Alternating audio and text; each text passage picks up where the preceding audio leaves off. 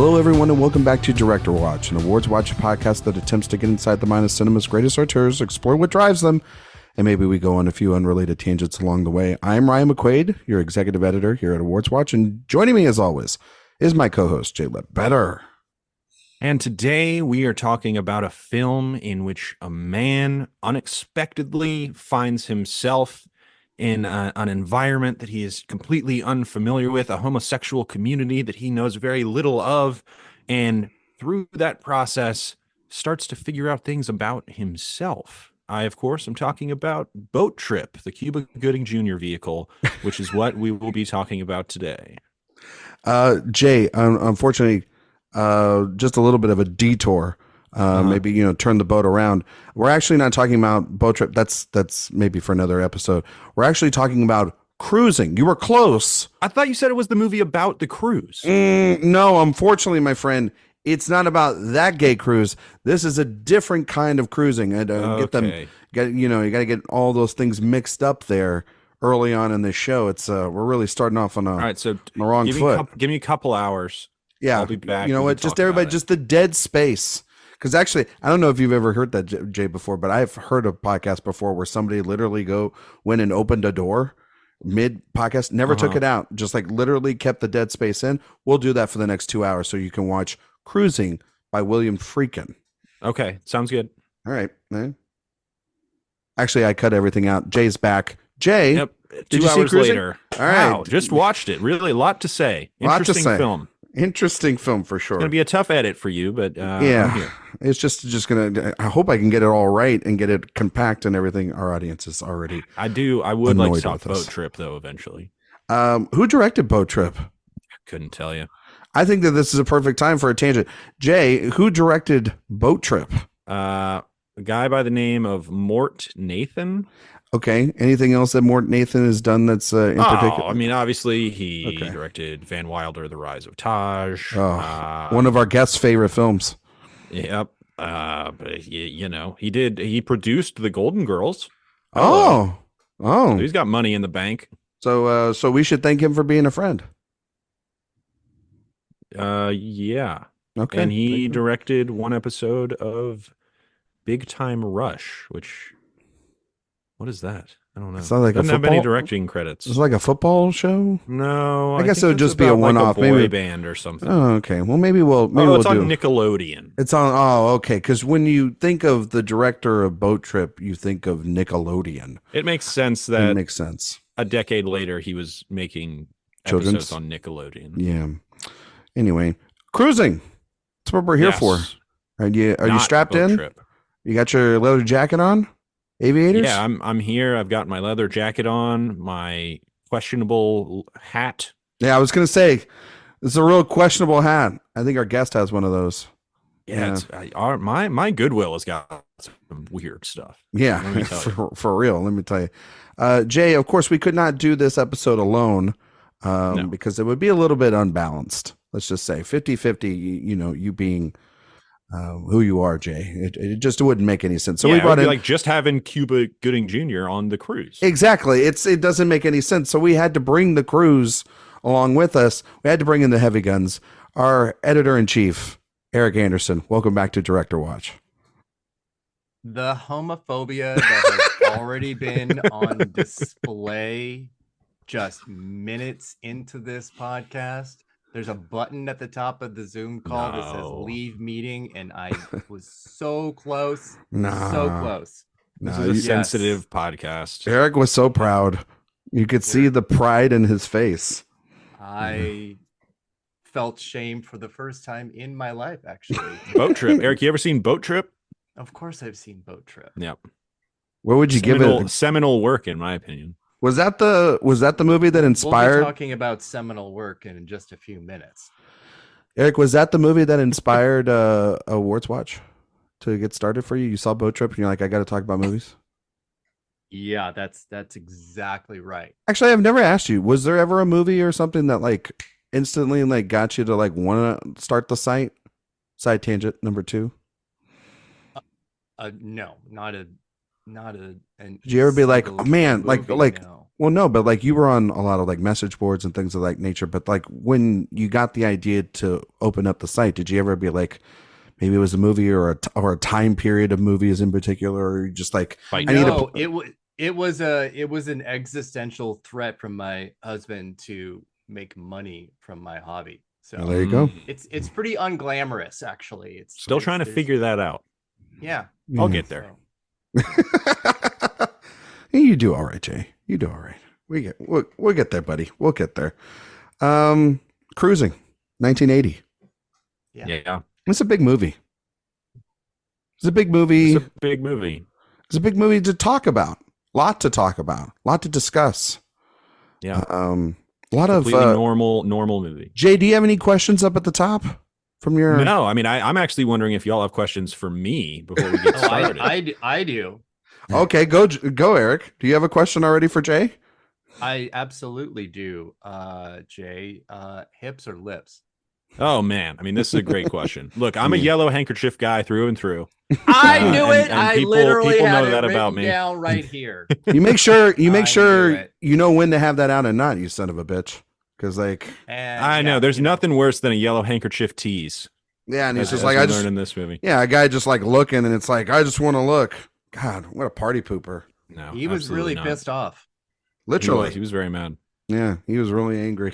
He was upset. All right. We're going to try to keep our composure to talk about this movie today, but I don't think that there's going to be a way to not do it. We're going to have a lot of fun today. This might be one of our favorite shows we've ever done.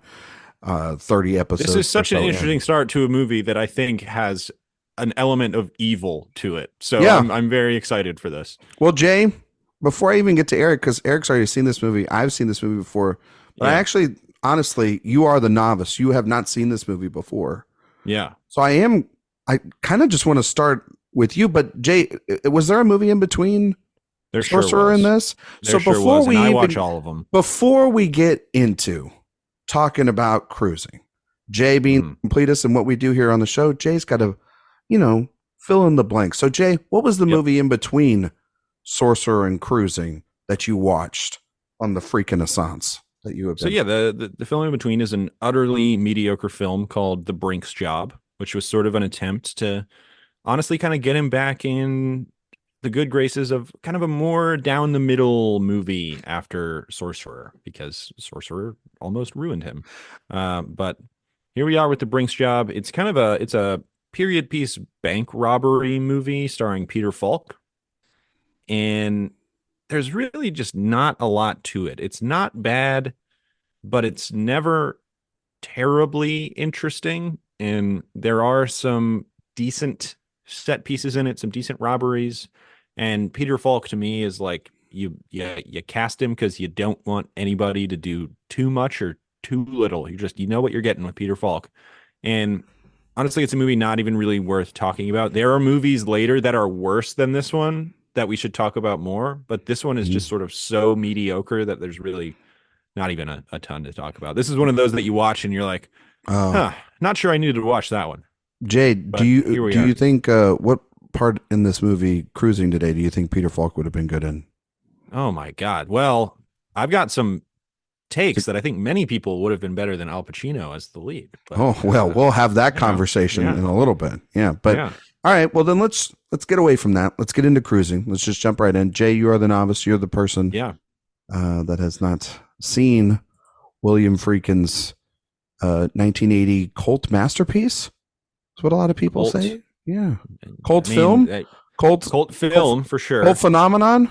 Are there many people who call this a masterpiece? It's being I think it's been reevaluated a lot over the last couple of years, It's been especially reevaluated as a fascinating object. Yes. I don't know if it's been reevaluated. Some people call it a as masterpiece. Masterpiece. Yes. I'm not sure if that we'd go that far, but I mean, I'm a pretty big apologist for it. So. There you go. Yeah.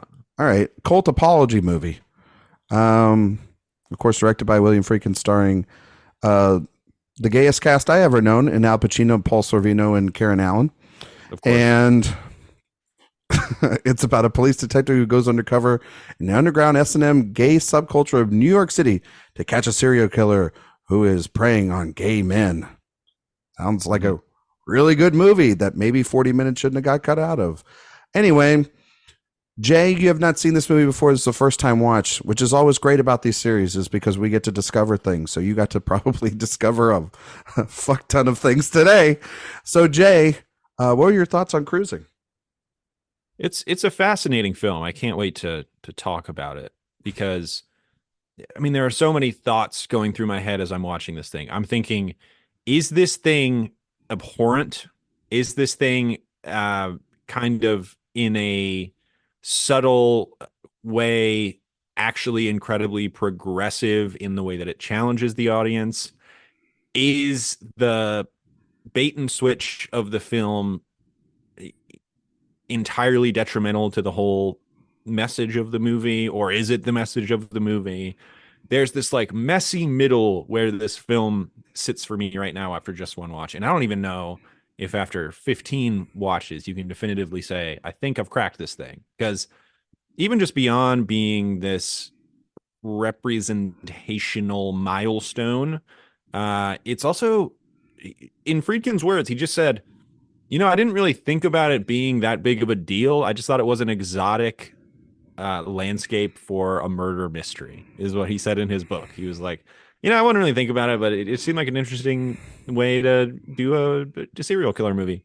And it certainly was. And again, anytime William Friedkin says anything about himself, you take it with a grain of salt because he loves to kind of twist his own truth. But it's a movie that I at once admire and completely question 100%. Obviously, this was protesters for this movie. It was so bad with people banging trash cans outside to get rid of this thing that half the movie is 80 yard. It's such a fascinating cultural object more than anything, which is where I kind of find most of its value. But we've talked about it, Ryan, over the course of this Friedkin series, that I am also a big fan of subversion if it has a purpose. I don't like people trying to just instigate for the sake of instigating, but I think part of the point of this movie is that it's challenging your idea, the idea that so many people, even in 1980, were viewing gay culture through this kind of horrific lens. And then obviously there's two ways to read it. The first way to read it is William Friedkin is a complete bigot. And then the other way to read it is he's holding the mirror up to you and Al Pacino's character in this movie and saying, this is how so many people in America are operating right now. And it's really, the movie is a subjective experience of this rejection of these feelings that he might have. And then the question becomes, is he just making another movie about homosexual self-loathing like he did with The Boys in the Band, which we talked about, which is sort of regressive in its own way? And you can just go in circles about kind of what this movie means and what it's doing. Certainly historically, there's a million ways to talk about this film. It's technically impressive, for sure. And it's kind of he does his documentary style in these clubs, which is just, although he also definitely is like, and here I'm going to give you like this set piece of something that I find so extreme. And there's questions about like, should he have done that? Or should he have just let it kind of play out more organically? So it's kind of a have your cake and eat it too movie. But it's a fascinating one. It's a fascinating one, and I can't wait to give the definitive take on what it means. Exactly. Well, Erik, eventually we'll get there. Well, Erik, the real reason we brought you here is because Erik's actually the killer in the movie, and so this is his time to do his manifesto. No, I agree with you, Jay. I think a lot of the aspects that you're talking about are really fascinating. But Erik, I'm curious from your perspective, rewatching the film. I don't know when the last time you had saw it before your rewatch was. Actually, it's probably been 15 years. Okay, and well, I mean, did you see? You didn't see this in the theaters, did you? Did you when it came out? Or I was 9. Well, you never know. You've done a lot of things in your youth. That's true. It's true. I'm not gonna. Hey, listen, I'm not gonna judge anyone. This was not one of them. Okay. When did you first see it? Do you remember? this would have been in like video days, so Like your 20s? late 80s, Yeah. early Okay. 90s. So like Maybe. probably in your late teens, early 20s? Yeah. Okay. All right. And so Oh, yeah. did your love for it or your curiosity for it when you first saw it just kind of like Jay was it all over the place, or and have you come back to it over the years as sort of, and it mean different things to you, or do you find new meanings in it as you've done the rewatches over the years? Because I saw it about, like kind of like you about 15 years ago, and this is like with almost like it feels like fresh eyes, and it's totally different than I remember it being. You saw it that young? Yeah. When I was like 16, it was on cable a lot, on like Showtime, and like, that's how I saw like this, and Bound was on Showtime or HBO a Yeah, lot. I mean, like movies, Showtime was strip, Cinemax and all. like what was it? Yeah. What's the Showgirls, the Verhoeven film, was on there? That was a on lot too. E all the time. Yeah, with that was the on E. Little Microsoft Paint bras. Yeah, that was the best. Yeah, gotta love it. Gotta love it. I mean, I said earlier that I'm an apologist for it, and I do mean that. I am, because I like so much of it. Mm-hmm. And I hate so much of it too. But it's kind of the beauty of it, right? It is actually its greatest success is not just the levels of ambiguity, which are actually more irritating than I think fascinating. I agree. But I don't know. Watching it now, I don't feel maybe that much different, other than the fact that, I'm older and I have more context for 1970 when the story was written, and then 1980 when the film was made, and everything that happened in between, both with the 1970s being the breakdown of the Hays Code, and being able to show violence and sex and nudity in a completely mainstream way. So from that angle, still, in 2024, watching it, I'm so stunned that a movie that was intended for mainstream has like literal fisting in it. It doesn't really, it's so hard to. Is that what that was? I mean, we can go. Jay, what did you think it was? A little deeper, like to the elbow, yes. But it's, I promise we'll be gentle with you. Well, one finger at a time. So yeah. But literal butt. This was also an era of studios experimenting with gay films, trying to kind of gauge the American fortitude of being able to watch gay characters that weren't simply villains or caricatures. And the strange thing about Cruising is that it's sort of both, but also not really. You said like a bit ago, Jay, of putting a mirror up, and that to me is one of the more fascinating elements about how gay this movie is, because we're watching these men in these clubs, and I've been at pretty much all of them. I have been at clubs much more graphic than this. I was going to say, absolutely. I was going to say, like, I was going to ask you, like, this. Yes. Watching this movie with the reputation it has, it's kind of tame. It feels a little tame. I don't think it's tame, because you have to contextualize it. I mean, yeah. I mean, they also cut out 40 minutes of, yeah. And no. The 40 minutes thing, that's you can't say that, because feels like it. What he did was he gave them a cut that had all the pornography still, like when they were in the back room and stuff. It was a bait and switch where he was like, but look at how much less stuff there is in it now. And that was just to like secure, you know, he was trying to get the R rating. The R, it was actually super smart. So yeah, it was very smart. But no, what I wanted to kind of, I know I'm not going to be as focused as I want to be because there's like 1,000 things I want to say about this movie. Yeah.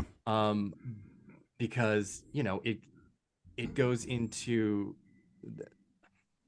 the subculture of, you know, police and military fetishization that that exists in a gay subculture. Not really as much now, but it certainly was at the time. Yeah.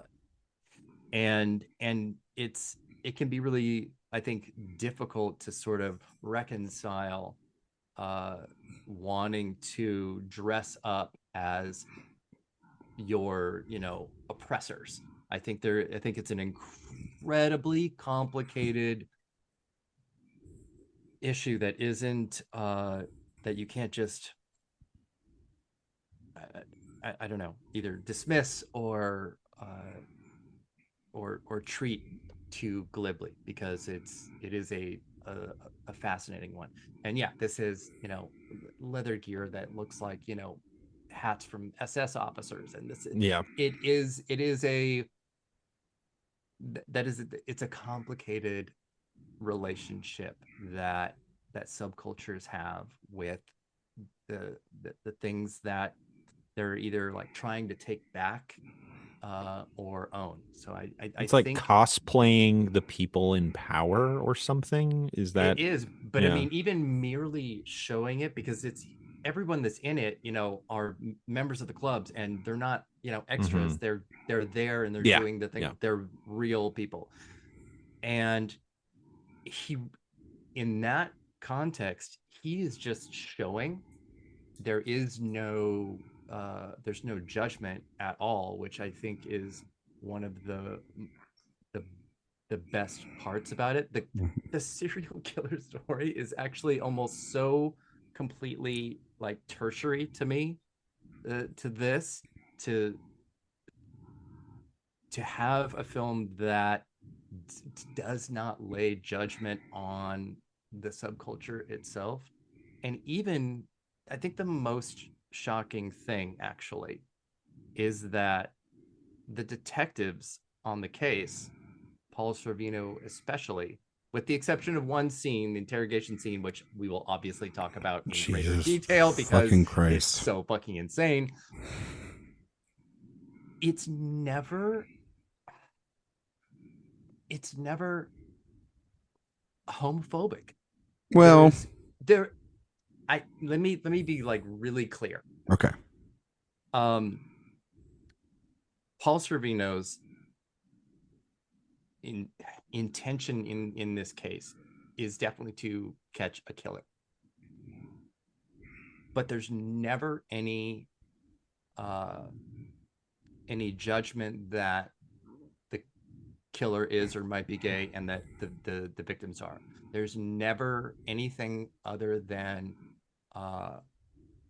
wanting to catch them. Even using the word gay throughout in 1980 instead of homosexual, which he never uses. He uses gay pretty much all the time. Mm-hmm. It's those kind of things that stuck out with me more this time, because we're just in a place of language and labels that is very different than 1980, but it is incredibly progressive to me. How the detectives behave in this, and I don't mean the cops at the beginning that are making the trannies blow them in a fucking car. Specifically about the detectives and how they talk about it, and the guy at the morgue too. There's just it's almost like almost too sterile and too academic, but I would prefer that to what it could be. Well, I think it just they're treating it as if it's just a regular case, but it would be a case of like if there were a mass rising of in a heavily Latino populated area, or if it was in a Black populated area, or if it was a bunch of women, it would be treated as on still a high alert. You would hope as any rate of these gay men being specifically targeted. The mayor's office, literally down Sorvino's, throat about essentially, no pun intended, down, he's like, I am getting bombarded with pressure about these murders and you need to do something about it. And it would be no different if any other group of people were getting murdered. And I think that's what you're kind of saying, Eric, is that they treat it as if it's like it's not a special group, but they treat it as if it's normal. Like a normal, yes. not like that murder serial killer. But they also understand that they have a little more latitude. No, they do. They have have pressure, and they're able, because they do have power, and there's the scene where Pacino is like, man, I didn't sign up to just beat up gay people because they're gay. Like, or and sort of they are able to lean enough, but they also, there's times where they're able to lean back and use their informants or use the two sex workers at the beginning of the film that there's later on that they are asking information, and it's one of the detectives, and it's not one of the shady asshole cops at the beginning. I think the movie's just fascinating in general. I agree though, Eric. It's kind of boring. Yeah. I think that this, something about William Friedkin and cop procedurals and how he's able to just make different versions of them and show he actually approached this similarly to how he approached French Connection. Yeah. Where he just kind of ingratiated himself into the there's the story, and in this case very kind of niche subculture. Yeah, there's the stories of him like saying that like it's him and his director of photography shooting these things, and they're not like dressed up in regular gear. They're in the same get-ups and leather, outfits as everybody else. The story is great. Yeah, because them getting kicked out because they were the ugliest guys. Yeah, because they're the ugliest people on the planet. It's hysterical. It's great. Well, you want to hear something crazy? Yeah, sure. So the Village Voice at the time was doing all sorts of stories on kind of the violence in the gay community in New York at the time, and one day Friedkin is looking through, I think this was actually in like the New York Times or something, but they had arrested a serial murderer of gay men, and he looks at the picture and he's like, oh wait, I know that guy. The murderer was in the scene where Linda Blair has the yes scene in the hospital. Yes. And he went and he asked the cops like, hey, can I talk to this guy? And he did. And he went to Rikers Island and just interviewed him. And he was like, yeah, I killed like a guy or two, but they made me confess to 8 of these murders just so they could like close them out. And then they brought my sentence back a little bit. And so Friedkin was like, okay, then that is what this movie is going to be about, basically. And that is literally the conversation that Sorvino has with the guy at the end. Yeah. But I love, this movie is about like 4 different things. It feels like at once. It feels like it is about the murder and all the murders and who's doing it, and how that almost feels like a weird passing of a baton of violence within the community that was not only going on at the time, but then would it almost feels weirdly before its time. It feels very much like about I think the murders feel like not before their time or after their time, but a thing that should not be done. The ambiguity there, to Eric's point, is just it's annoying. It's annoying. I don't know. I found it interesting. Do you like how they like just turn the murderer is all of a sudden the victim, and the victim is all of a sudden the murderer of the? I found it just I thought it was interesting until irritating the end. I think the last 10 minutes, which we will talk about, obviously we have to talk about this ending because it is one of the wildest, strangest, maybe most convoluted endings of all time. I think it's an interesting idea. It just doesn't fully connect. Zodiac at the does end. it 1,000 times better. Well, yeah, obviously, you know what I mean. But like, you know, I think that it's trying to say something about violence, especially within this community. Maybe it's not. Maybe Friedkin didn't intend it to, but I think sometimes we all know this is that the intent of things change once it goes through time and audience, and it's I that's how I felt, at least, and that's just my perspective on it. I could be wrong, but it's just how I feel. I think also too, there's definitely a Pacino storyline of him as a straight man entering this world, and or maybe he's straight, who knows, maybe he is a murderer, who knows, you know, the idea of repression in this. And then of course there's you know, there's I mean, there's just the culture itself showing that, which I think is very intimate at times, and very and just very ahead of its time too. I mean, you're talking about if we're talking about the two films that he's made, which are these two iconic films about the gay community, you have a room where everyone is clothed and just talking, and then you have this movie.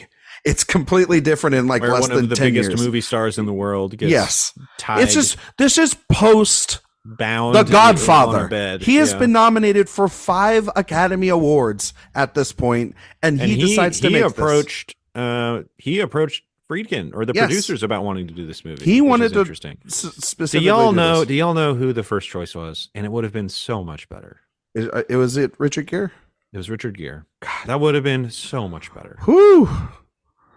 It certainly wouldn't help them beat any allegations later, but it would have been an interesting choice for sure.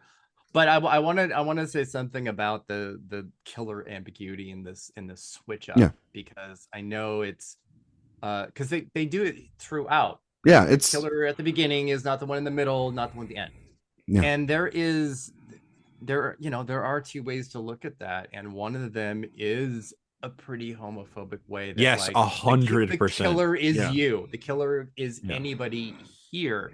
The killer is the gay community. Yeah. Yeah. I mean, I think that is a way to look at it. I'm not. And it's not a long walk to get there either. I'm not saying that's what it. That's not what I'm saying. It is. But I'm walking on that little tightrope there. No, I'm not saying that is what this is. That is no. But it's a he read. Did. Yeah. Ryan, he said it himself. Yeah. I'm not pulling it out of my ass. No. It was intentional. Mm-hmm. I just don't know if it is successful. Mm-hmm. And that's kind of the issue with the movie, is that it does want to be a lot. I just don't think it quite like succeeds there. Pacino especially is probably just is the worst part of the film, his character, because he's just so under-evaluated, underwritten. Well, it's about I do think a little bit of how underbaked his character is sort of meant to be that audience surrogate thing a little bit. Sure. That's Karen Allen. Yeah, that's Karen Allen. You want the straightest take on this movie of all time. Here we go. God, I've got such a crush. He's going to say that Karen Allen's like my God. He's going. Oh, you're like, you have a crush on Karen Allen? Is that what you're saying? 100%. That's what we took out of this movie. Okay. Yep. That's fine, Jay. Good for you finding a silver lining for the straight community in cruising. Among other takes I have on this movie, that was a thought I had. I'm sorry. She's very important to you.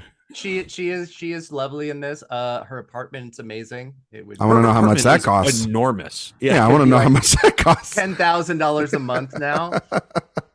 But it's a great apartment. I love it. It's a lot of fun. It's really just a giant studio, but it's exactly. It's very open plan. It's wonderful. But no, I think that you're right, Erik. I think that all the other ideas in this movie are actually more interesting. And even that one, like that we're talking about, the gay killer angle, that is a debate worth having, and one that's interesting.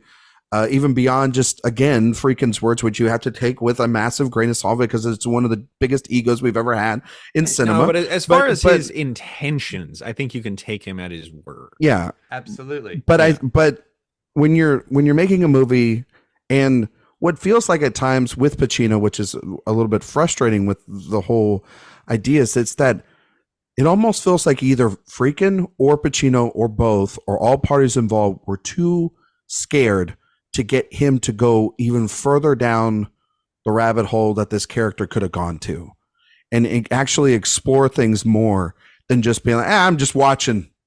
I mean, like, I'm watching this movie. Brian, No, I'm watching this movie on the bed like a calf. He was ready. He was ready in that moment to he knew they were coming to receive. I'm just saying. He was so mad when he's like, "You were too soon." Well, you're too soon. I was just about to have fun.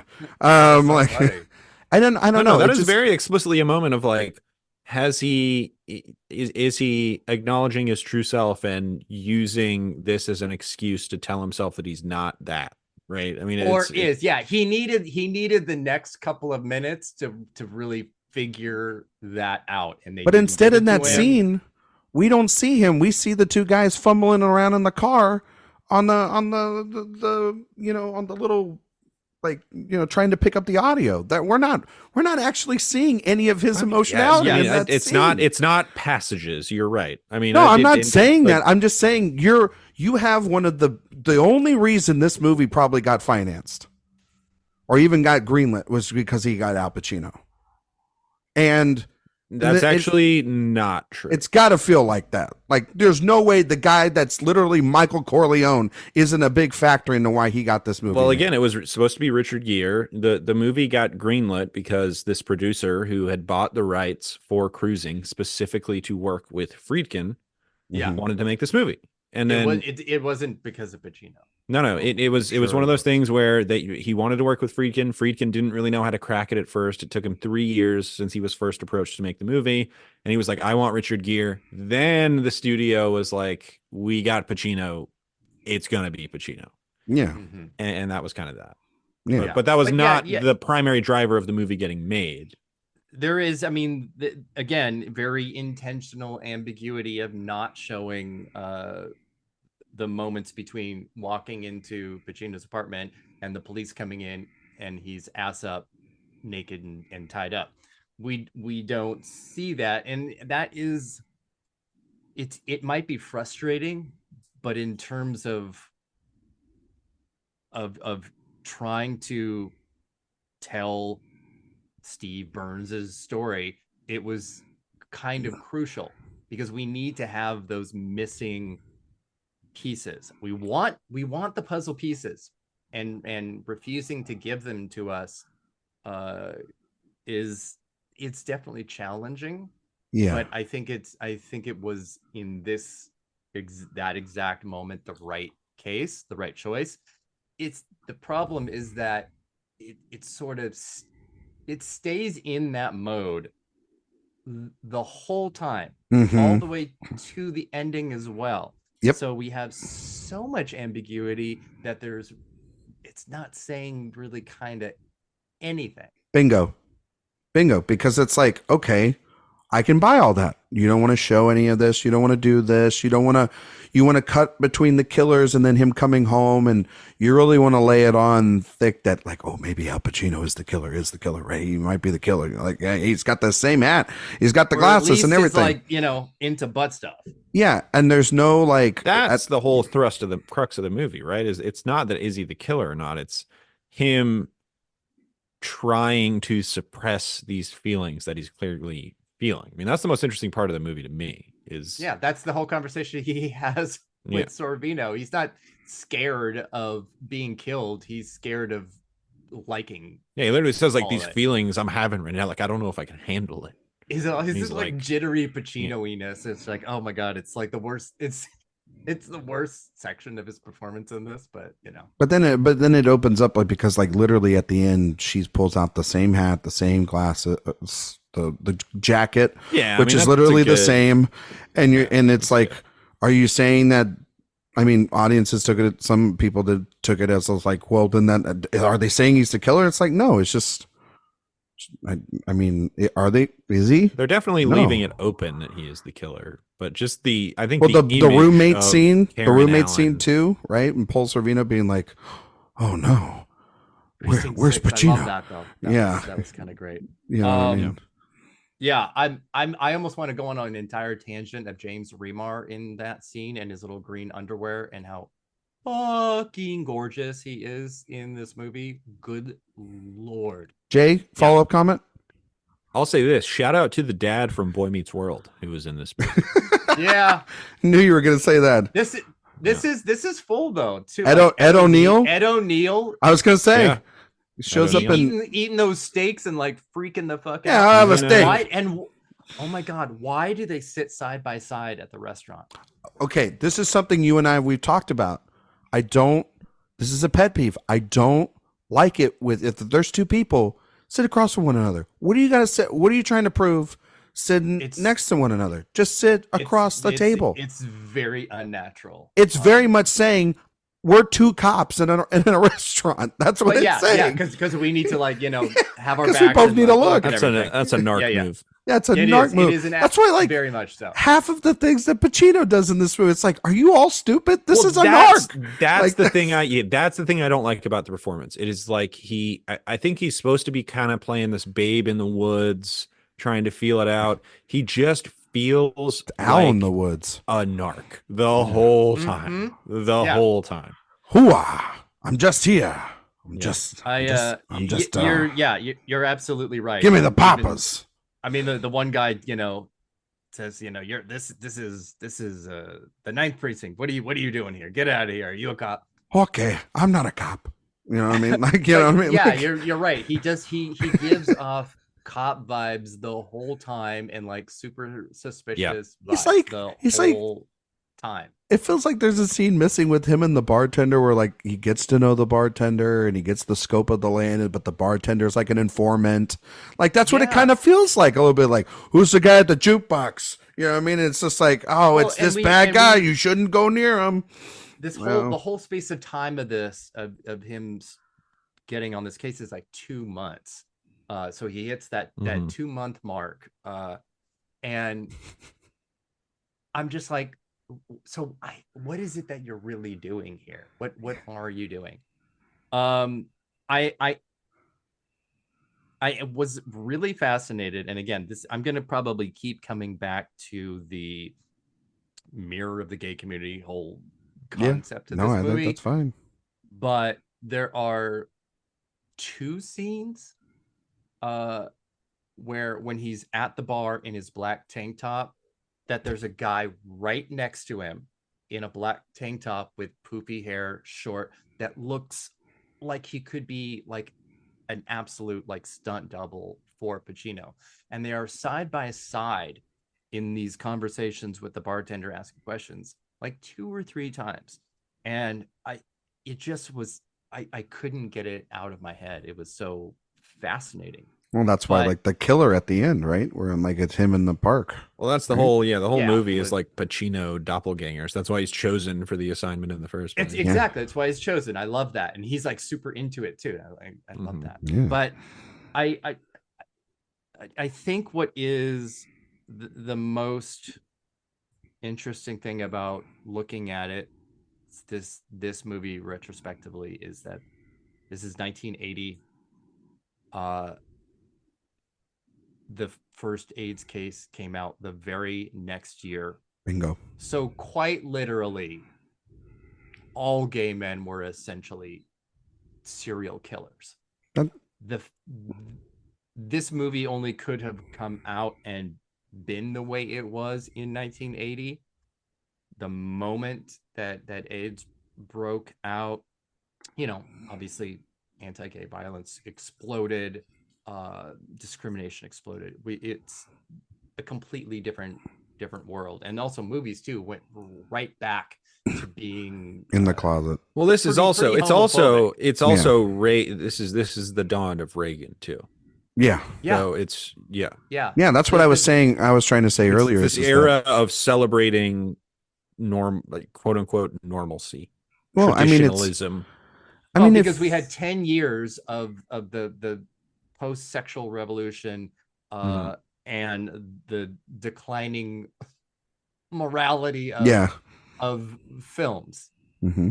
Well, no, and that's what I was trying to say earlier, is that it without getting too far into it, but now we are into it. It's like the whole message of that about the killer and everything. You're right, Eric. It does feel like it's weirdly just a couple of like months ahead of its time with the AIDS epidemic and everything. And so that's why I feel that it's very fascinating and interesting. And that's why by the end of the film, it, like if it ties to Pacino, it doesn't quite work for me there. But that being the interesting way in which it is tied now with the history that shortly follows after it. Yeah. Friedkin obviously did not intend that, but there's no way you cannot see that. That's what I'm trying to get at. It is a short walk again to like a pre-AIDS metaphor, essentially. But also accidental. Because it's different. If this came out in 1982, it would read totally different. Yeah, and exactly. It would be horrible. Yeah, it would be an extremely poor taste. So for sure. But I will say, I do think this movie is sensationalizing stuff to an extent that I do think is there is some wild stuff in here. I mean, they're like, a lot of it is people just hanging out, and then there are clearly some elements where it's like, okay, we're going to very specifically stage this part. Yeah, I mean, like they're all like, it looks like freaking Neverland in that park. Like, I mean, there's like 100 people in that park. Like that park is. It looks. That's active. Someone's calling the police. Cinematically great, I think. Yeah, but I love it. I love wonderful. All of those scenes. I mean, and again, I did grow up at the relative tail end of all of that kind of stuff, where cruising areas in parks were really flourished, and the streets looked like that, and the clubs looked like that. It's there. I don't know if it's the restoration of the film from its like original film stock, but so much of the scenes in the clubs when it's just like regular lighting is actually so like clear and rich and kind of beautiful. And then you have those like those black light moments, and everybody's lips look like pink and purple, and everybody looks like, I don't know, it looks like a circus. It's so bizarre. Yeah. There was to me an element, not an elephant. Whoa. An element. Whoa. A little slip. Well, I was about to say it's circus. Okay. Circus. There is an ounce of circus freakery to the representation of the culture in this, I think. This much. So I only think a little bit because, again, I have maybe too much personal knowledge of it. He was actually the production designer on the film, Jay. I don't know if you know that about Eric. But I have a neat bit of trivia for you at some point during this. That's for games at the end. Okay. But no, there is, because this is a mainstream movie, there is absolutely an air of voyeurism in this too, for straight people to be like, oh my God, is that what it's like? Or, oh my God, what is going on? Friedkin loves to provoke. And I absolutely love that. I find value in that, inherently to a certain degree. Me too. I call it the straw dogs test. Do you find value in straw dogs? I think Straw Dogs is a near masterpiece. So I like button pushing. So at the end of the day, I will pretty much always say yes, even if it's wrong. But see, I don't like Gaspar Noé, for example. I think he's a provoker for the sake of provoking. I think there's I'm so mixed on him because I think you guys it does challenge my love and acceptance of extreme button pushing. Yeah. But you know, there usually has to be. But this is in that vein, I think, a little bit. I don't think so at all. No, I don't think so at all. Because Gaspar Noé's movies are not for, you know, multiplexes. No, I agree with that. It's a, you know, you're right. It's not in the same vein because I don't think it's meant to be that inherently provocative. I think he presses down harder I think than for a lot me, of people would because he finds value in that. But he's not making this movie explicitly to provoke, which is I know. I think most of his films are very empty vessels, and well, yeah, exactly. That's how I feel, and that's why I don't like him very much. Yeah, exactly. And if he didn't, that's why I'm more of a Crank 2 high voltage. Exactly. Guy. I was the Beekeeper, you know, things like that. You know, big air guy. You know, well, I mean, like Lars von Trier, right? I actually do love Crank 2 high voltage. Like that's kind of like somebody that's very pushes buttons, but also makes, you know, not every movie pushes it all the way. Who? So, Lars von Trier. Oh, Lars von Trier. Yeah. Yeah. Sure. Like there's some movies that are just really great, and then there are others that he's using. There is a level of thoughtfulness that von Trier that I find doesn't really exist with Gaspar Noé. There you go. We're talking about William Friedkin. Yeah, but we're talking about William Friedkin. But also continuing on the vein of killer gays and gays being their own killers. No, there is the first murder at the beginning, which is literally intercutting stabbing with hardcore anal sex. Yeah. So there is no confusion about an edit like that. And you know what? Yeah. Taking place a year before AIDS is so mind-blowing for this movie to exist. Yeah, I mean, like the only thing that really truly upsets me in that scene is the shoes in the bed. Like it's like, come on, like what are we doing here? Like you can't. Jay, what do you think? Shoes in the bed, big guy. You gotta take those things off, right? Not really a shoes in the bed kind of guy. Can't eat in the bed. Can't shoes in the bed. I'll tell you what I think is a great shot is when the guy is stepping on his shoes and he's also stepping on top of all those wrestling magazines. Yes. I think that's like that's a great shot. And then they take the shoes in the bed. And then also shout out to the first newspaper headline of these killings. Homo killer on the prowl. Yeah. I think Eric, it really nails it. Eric, did you write that title? He writes all the titles on the website. That's why I'm just I don't know. I think I probably would have had a little bit more of a flourish. A little bit more juice to that one. And that's a little on the nose. You know. A little bit. I just love the scene. I'm telling you, I love the scene where Pacino goes and he's like he is so green in this movie. He is so, or you know, he's like, so what are those bandanas mean? You know what I mean? Like you mean the Powers Booth cameo? Yeah, Powers Booth. Yeah. Exactly. Yeah. Where he's like you see which one you like? You know what I mean? Like which one you want? And he just gives them like the crash course on what all these bandanas mean.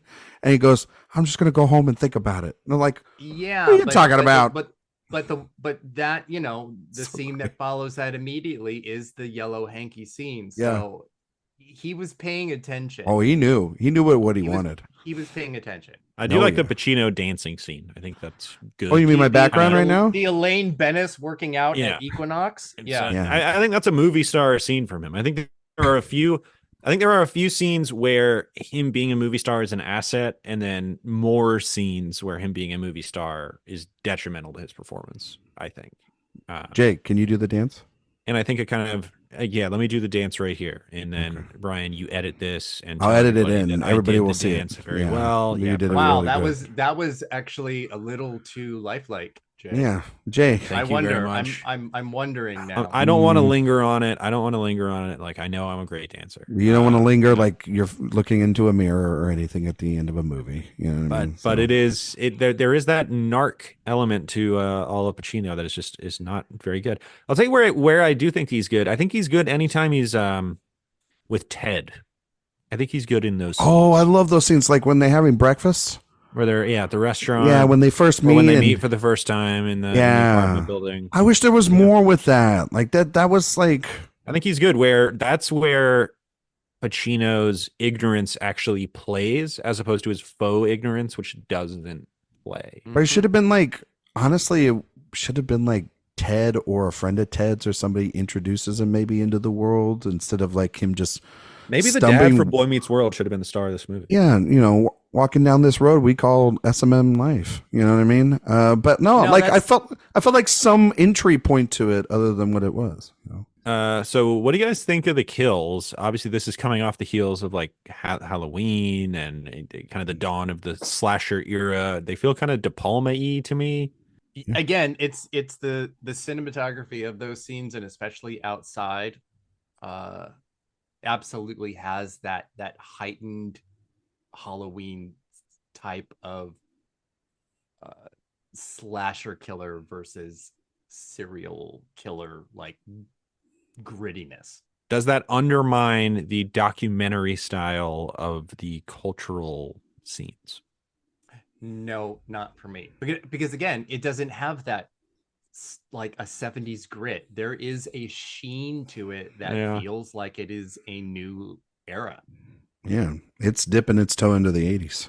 Because, like, I mean, Jay, I know we're going to talk about this movie next week, but the violence in this movie is almost like cousins very much to the violence that you see in something like To Live and Die in LA. It's very blood forward and very well, it's very. I mean, the one for me that really stood out very pops is the out, one in the theater where you have like those giant blood splatters on the screen. Yeah.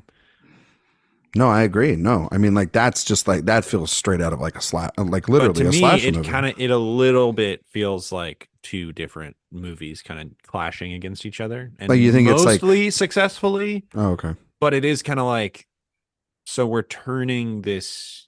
Like very, although the thing is, I keep calling this an important movie. I don't think William Friedkin made this with the intent of it being an important movie.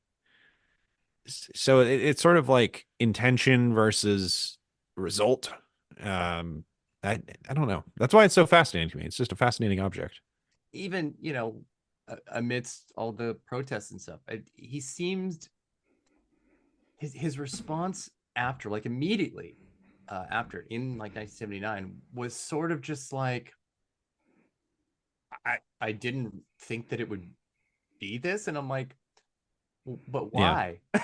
But it's so interesting, especially from the guy who made The Boys in the Band. And Erik, I'm curious, yes. what do you think of The Boys in the Band? And also, Ryan, did we ever do the what does Erik think of Friedkin in general thing? No, we didn't even do that. No, we need to. I want to know Erik's thoughts on. Well, Erik, I guess the floor is yours. Talk about Friedkin and The Boys in the Band.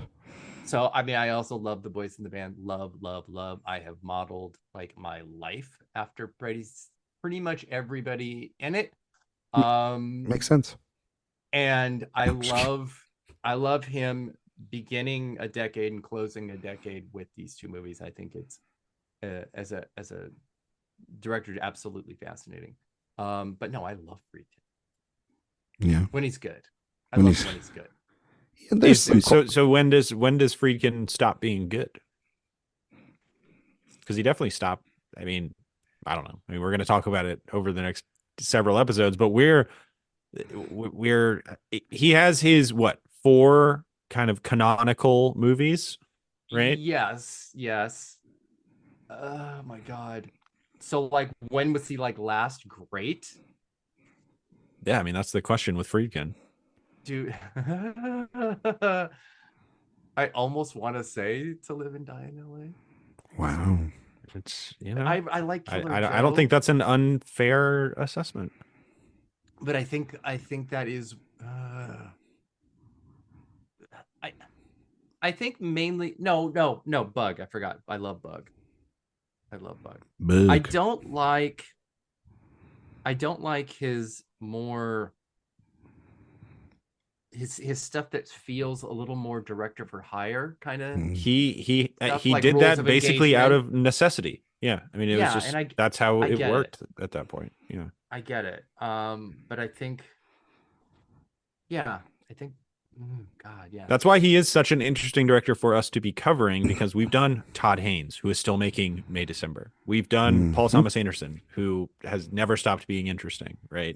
Yeah. And Friedkin is kind of the first guy who's kind of had ebbs and flows. Well, we've also never done a director that's career is literally over. Like unfortunately, it's passed. Well, that's true. As we have covered, William Friedkin is dead. Yes, and I'm glad that you remember that. Yep. Unlike Cormac McCarthy. But look, it's sometimes difficult for me to remember who's dead or alive. I mean, you're the one greenlighting every episode. I mean, he's the one greenlighting The Counselor too on our show when it's like. I wish we got The Counselor too. William Friedkin would have made a good Counselor too. Oh yeah, he would have. Good direct-to-video Counselor movie. That would have been really good. Is Ridley Scott older than William Friedkin was when he died? Yes, I believe so. Yeah. Yeah, I think so. Yeah, but William Friedkin was making good movies at the end of his career. And Was he? And yeah, I mean, did you watch Caine Mutiny? No. Yeah. Did you It's see on Showtime? Did you see Killer Joe, Bug? Those are good movies towards the end of your what career. about The Last Duel? I mean, like that's okay. A Broken Clock. Good job, Bug Ridley. was 2006. It is 2024. Yeah, he doesn't have the resources like Ridley Scott. You know what I mean? Like he can't make coming in hot as the Friedkin defender. Listen, I'm tired of Ridley shit. He gets all these movies and he gets all this budget. Look, you're on the line here with the House of Gucci defender. So I'm just bad movie. I thought this was a William Friedkin. You asked him. He asked you some questions. Do you have a favorite? Do you have a favorite Friedkin? Do you have a favorite Friedkin? My favorite Friedkin? Yeah. And then he goes catatonic. Good job. Chips. Really great job, Eric. You went quiet on an audio medium. I did. I left the door open. Literally. Good for you. I mean, it's got to be one of the four, I assume. It is one of the four. I just don't know. I know what it is. Which. I know what it is. Because I kind of want to say To Live and Die in LA, which I really, really, really say it. I love that movie. You can say it. Yeah, you can You're say allowed. It might be that Tangerine Dream in the yeah. I fucking love that movie so much. There you To go. Live and Die in LA is not Tangerine Dream. Excuse me. Wait. Oh my god. Yeah. It's That's Wang Chung. That's Wang Chung. Yeah. Yeah. That's right. No, that song. Yes. They did all the music for it. Yes. That's what I meant. Yeah. Yes. Tangerine Dream. You're thinking Sorcerer. Yeah. Which is another masterpiece. I think that's my fave. I have to imagine it would be because it's right behind you. It is. Yes, it is. He's got a poster of it. I think I haven't decided yet. I feel like yours is The Exorcist, but what, Jay? I feel like yours is The Exorcist. I mean, yeah, it's really great, but I love Sorcerer too. Yeah. I don't know. I got time to think about this. We don't do rankings till the final show. We rank at the end. No, you're right. Rank at the final show. Are you putting that pressure on me? Anything else to say about cruising? I mean, other than the 6,000 other things to talk about cruising. We haven't even gotten to the interrogation scene. Well, let's talk about it. Sarcastic. Let's talk about the interrogation scene. I definitely want to talk about Okay, that. can I say this about the interrogation scene? When the giant, I assume, police officer? Yes. Yes. You know the backstory of that, right? No, you can kindly share. I know. Yeah, I know it. Yeah. Yeah. The guy is a real police officer and used to do this in real interrogations to throw off the people. He would do it to throw off the perpetrator, as well as it would be an asset in court when the defendant would say, Yeah, and then the giant black guy in the jock strap hit me in the face, and the judge was like, "You're out. Absolutely not." That Not in is my what court. Not in my courtroom. that is what the guy who Friedkin like canvassed with said Yeah, about why they did that. Yeah, That is it's an insane it attention to is detail. yeah. it's a scene that's so wonderfully absurd, but in context does exactly what it's supposed to do, because it's doing in that scene what he is doing to the guy being questioned, except it's us, Yeah. which we then are doing, which is my actual favorite line and delivery and part of Pacino's performance, when he gets knocked the fuck down by him and just screams, "Who is that guy?" That is the best moment of Pacino in the entire movie. Yeah. Friedkin's relationship with law enforcement is fascinating. It 'Cause is. I do think he Yeah. has this inherent respect for kind of the idea of them, but also this disdain for what they actually are. Yeah. He's got a. It's a weird. really Yeah. interesting. He likes to break the rules, but then he also sometimes likes to be by the letter of it. It's an interesting guy. He definitely, I mean, in his memoir too, he's like, man, this is one of the best cops I ever met. And it's like, okay, so you like actually admire some of these guys. And then in a movie like this, it's like they're just completely taking advantage of people and bending the rules to their gain. Yeah, but I mean, like also too, you know, I at first thought it was like a hallucination, or it wasn't. I didn't think it was real when it was first happening. You know what I mean? It's very it's like it is weird. It almost feels like you're like you're After saying Hours. you're like wait, what the hell? Like it's like some out of a different movie. It feels out of body for what the experience you're walking, or I'm sorry, what you're watching today. And then like my favorite scene is when he obviously he goes in the back. And the guy's just sitting there on a table, and it's just like, you didn't even hit me so hard. You know what I mean? And like, you know, and it's and the guy doesn't say anything. Throwing it out the window. I love that. I love that. Oh my God. It's great. But then when you realize it's terrifying, because then he goes back in. Not him again. And then the guy walks in, the other cop or other detective or lead detective or whatever just walks in just like nonchalantly, like a cup of coffee in his hand. Yep. It's like in Game of Thrones when the Mountain like goes and attacks Pedro Pascal. It kind of reminded me of when the giant guy beats up George Clooney in the back of the in like the interrogation room in the casino, and he's like take it easy on me a little bit. Yeah. I just rewatched Ocean's 11. The movie rocks. God, I love Soderbergh. But we're not talking about Soderbergh. We're talking about we're not talking about Soderbergh. And that you know, that thing about that admiration and that disdain for cops is sort of that's Friedkin's whole philosophy, is that fine line between good and evil, and just how it can go back and forth. It's like a rubber band almost. This is I went and found this interview he did in New York Times with Janet Maslin in 1979. Mm-hmm. And I love this part so much about one, again, like the response and criticism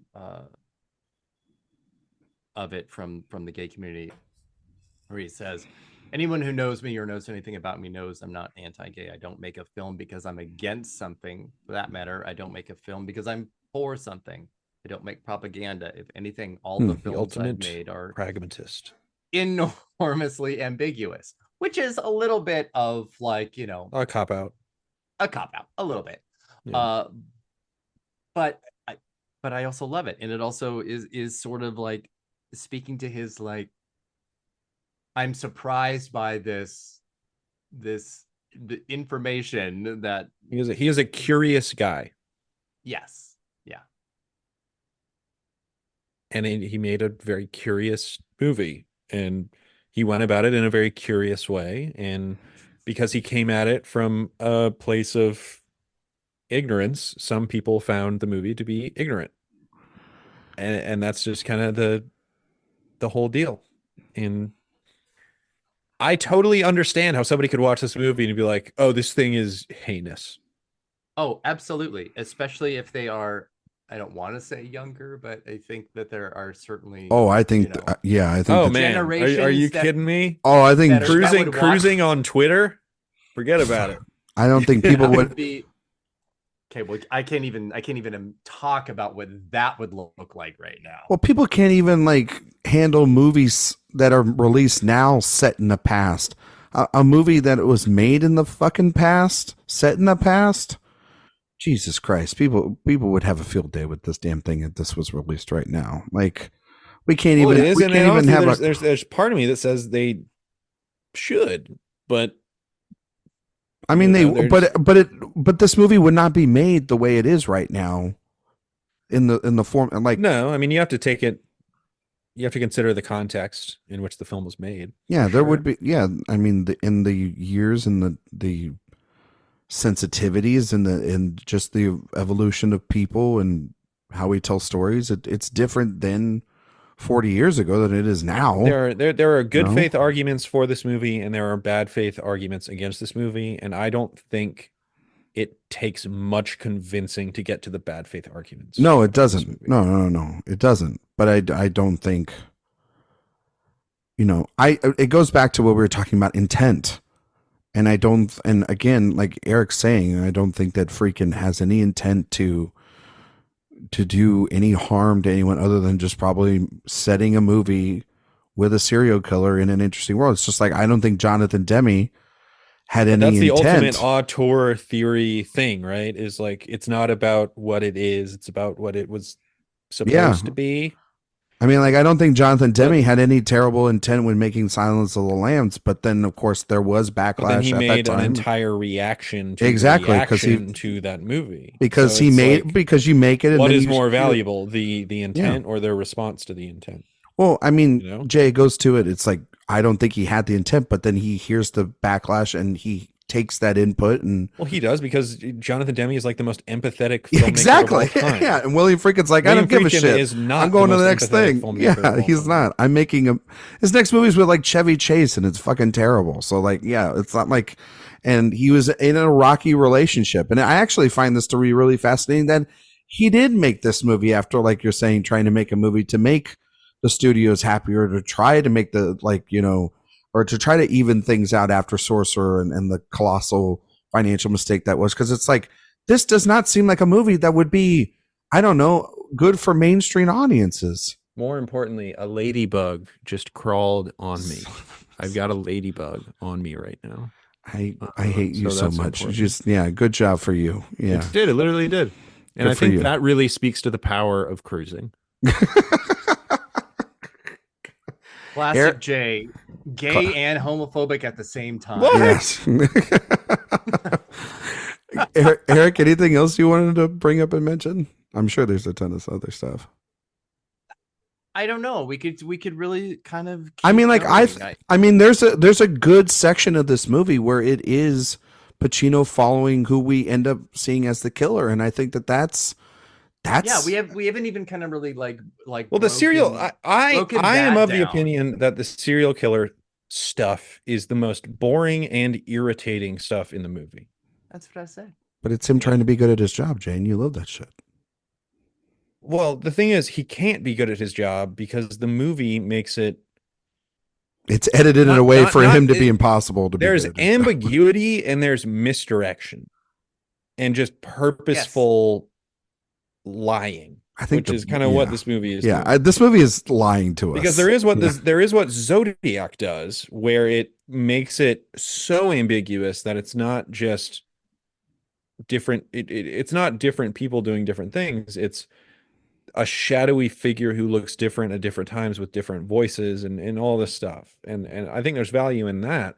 I think in this film, I think the worst scene in the movie is the scene where the guy gets killed in the woods, and the guy that gets killed is the murderer from the first scene, where it is just this horrible bait and switch. I think I love it, but it is the most complicated. So what is he trying to say by doing that? Well, we've already discussed that. Yeah. We've already discussed. Well, that we've haven't we said that it is not effective? No, but I'm not talking about the killings themselves. I'm talking about literally who the actual killer is planted on. Like the murders are planted on this one kid. Oh, you're talking about when we actually get to this That's what I'm person is that. But the thing is, are we to believe that that person is the person who we've been misdirected from over all of these, or is he a completely separate person? Well, there's Or also is Al Pacino actually the killer the whole time? I mean, like it seems to me. I honestly find it annoying. I think that I think the Pacino stuff is bullshit. Like I think Pacino's self discovery. No. That's the stuff that I find interesting. I think the Pacino and not the cop plot. No, the cop plot with him is stupid. Like just him, like the twist and the whole like, oh, he might be the killer. It's like, no, that's dumb. But the internalization. I think the last shot is good. Yes, but I think but the Karen Allen shot before it is dumb, because I think that it's like, I disagree with that entirely. I'm more interested in his internalization as of the experience that he's gone through. And then I think also the Paul Sorvino's we're going to mark it down as a lover's quarrel, but it's like, oh, maybe he did kill him and da da da. It's like, no, none of that is inherently what should be interesting about Al Pacino's character for me. What should be interesting is the tug and pull between him doing his job and being sucked into this world. But that's the point of the Karen Allen shot. But no, the point is like, oh, he's got the same glasses, the jacket, and the hat. Maybe he's the killer. That's not interesting. He already had those things as a part of his introducing himself. This wasn't like it was a discovery for her. No, but the way the way the movie edits it presents that as one final twist in the film, and that's the problem that I have with it. Like, I don't know. Well, it's all about the ambiguity, which is I think there's a level it ambiguities itself. Yes. To a pulp. I mean, that's kind of the problem with it. Yeah, that's what I'm trying to get at. It's like it tries to pull one last like, wait, we cleared this up for you about 5 minutes ago. It pulls the wool over your eyes so much it makes like a 7-layer sweater. Exactly, and you can't see shit by the end of it. But it still doesn't mean that this movie is not. I mean, it sound like I hate this movie, but I really like it. But it's the one aspect that I don't think. Do you really like it? I don't really like this. I like it. I like this. I really like it. I appreciate this movie a lot, and I admire wouldn't say the word its ambition. This is one of the few movies where I do actually appreciate a woman being massively underwritten. Yeah, I was gonna say like Karen Allen is in this. I feel like when she's having. It's to a degree that's almost like comical, ridiculous. She would have made a great Mrs. Oppenheimer. But son of a bitch. But then when you then know that she was only given like her parts of the script with Pacino, so she did not know the story, so that she would be as like confused. She plays it brilliantly about it. Well, Pacino didn't know about the final shot. Pacino didn't know that there was maybe an indication that he might have been the killer. And Friedkin says he kind of found that in the editing room. I was going to say that's something that's absolutely just it's shot. It's even almost like B-roll. And then it's like, hey, wait a minute. Yeah. And then because of that, Pacino did no publicity for this movie. But no, I agree. It's not because of the content or anything. Pacino was just still made money. It almost doubled his budget. So it did make money, and but Friedkin became poisonous after this, though, because of the response to this movie. Yeah, and then he kind of started his new era. Yeah. This happened with Basic Instinct in the 90s as well. I remember that very, very well. It did, but Verhoeven still got to make stuff. But he was not ruined by it. Yeah. Mm-mm. And I think one of the things that happened is that, the idea of what this movie was going to be, and same with Basic Instinct, was a little different. And so there was definite concern and worry that was very valid. But I don't know. No, but afterwards it was seen a little bit different. But I do think I think to go back to the killer stuff real quick and not to the Pacino stuff, because I think that it is the last chunk of this movie. It's like 40 minutes of this movie. We start really finding out potentially who the killer might be. That's where you get your Boy Meets World guy. We love him. And he's following him around. He's realized who it is. It's a sort of almost to the point of obsession. But when then he looks at him through the window and where Pacino's staring at him and like that waves, smile, that little wave. Like, you are a psychopath. Yeah, you're a little psychopath. But then I think there's also the flash to the scene with his father, where with the real, which isn't real. No, it's not real, and no, it's also a little bit of an oversimplification. Yeah, but that boys in the band level where it's like, oh, it's all about how much they hate themselves, or it's all about how much they hate their dad. Well, not the voice and the dialogue sounds so much similar to the killer in the. Well, they did. To the other killers the dad's voice is ADR'd over the voices of the killers. Yeah. So there you go. That's why it all. And I think that's obtuse. But I think that is good, and I think that plays into that, and I think that's fine. Like, it's okay. That is plausible for that storyline if you want that to just be it. I guess it's then that's an oversimplification. Then the movie kind of does mirror a little bit of the French Connection there, of like the tailing and the following around and should have been a car chase. There should have been a good car chase in this movie. That would have been great. But then, I don't know. There's like the tenseness between the two of them in the park. Finally, they're just kind of building up to this, and they're wearing the same. Again, it goes back to what you're saying, Erik, about the mirroring of wearing the same jacket, literally the same shirt, the same outfit. They are wearing that. It is an outfit. The subcultures are really fascinating in that they are so intense about conformity. There's no real individualism. It is a level of conformity that, and especially when you are talking about the cop military fascist side of the cause. That is interesting, especially in a movie that has so much police abuse in it, to also fetishize police is a interesting thing. I want to look up one quick thing that I thought was also pretty fascinating, if I can find it really quick. It was Susan Sontag, who's obviously a genius and a really great writer, but she talked about about that fetishization. Yeah. That's not even like it's sort of a fundamental element of sort of this era. Yes. As well, where it is so much about, and it's kind of that, again, I think it's kind of that dawn of Reaganism a little bit, but yes, or at least pre-Reaganism. It's from her essay Fascinating Fascism, and she says, if the message of fascism has been neutralized by an aesthetic view of life, its trappings have been sexualized in pornographic literature, films, gadgetry throughout the world, and especially the United States. The SS has become a referent of sexual adventurism.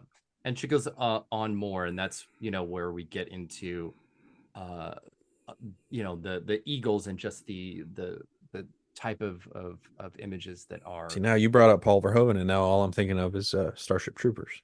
But absolutely, and he did that. But this is a William Friedkin podcast, Jay.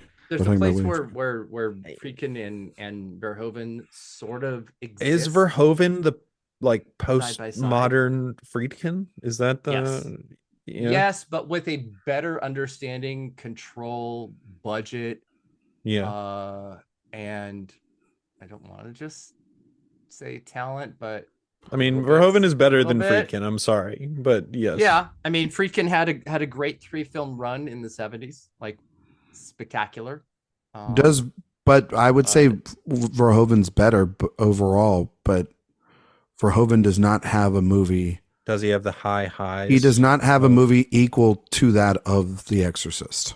I disagree. I think Starship Troopers is the best. No. I'm talking either their filmographies. It's not about what you think is the best. Is that overall, The Exorcist is a game-changing film in legacy? Cinema. Starship Troopers is not that. Like it's. We love that movie. No. Well, you're talking about legacy, and that's fine. Yeah.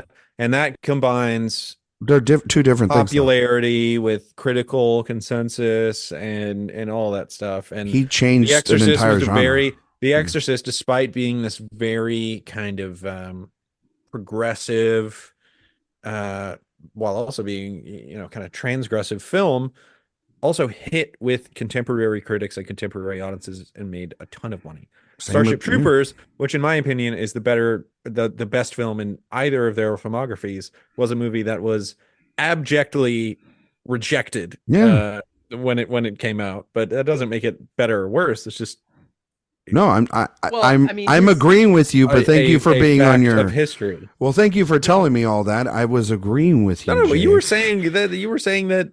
But I'm not worried about legacy. I'm worried about quality. Yeah. No. Well, I'm only saying that they sort of exist side by side, not because they are similar. I think it was sort of like they handed the baton off to each other. But yeah, there is a I think a place where it's fair. This is like right here, like right now. Almost right before. Right here. Well, it kind of took a decade because the 80s. The 80s just ate everybody alive. Okay, like that. Like every director were the age of Spielberg and Zemeckis and happiness and optimism. Yeah, absolutely. This is where guys like Altman and Scorsese and Friedkin and all these other guys, kind of pushed Coppola. Aside. They were like, well, what the hell do we do? You know what I mean? We own the 70s, and now we're like 80s was peak poptimism. Yeah, absolutely. Yep, and then the 90s kicked open the door for the new wave of directors that we love nowadays with the indie movement, for sure.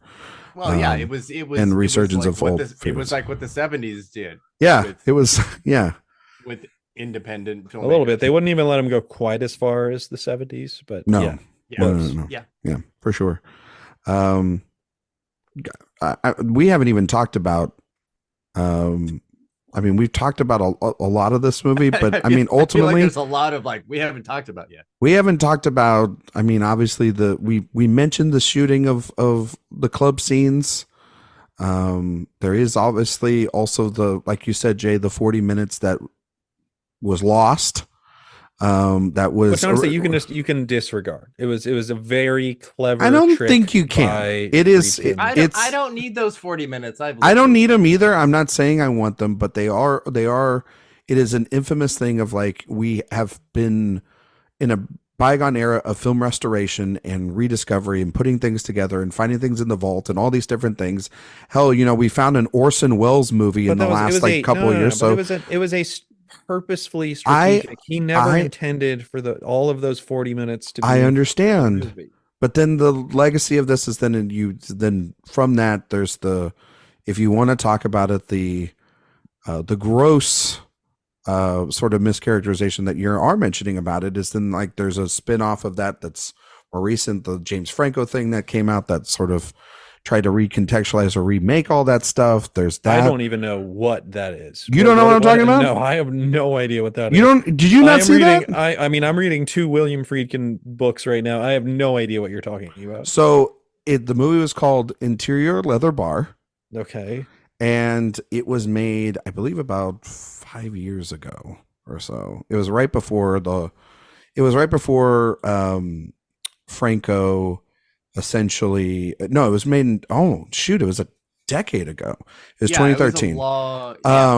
It's terrible. Yeah, it's a terrible movie. Jay, you have to watch it now to complete the whole process. It's a film in which it appears as filmmakers are working on a film that reimagines and attempts to recreate the 40 minutes of deleted and lost footage from Cruising.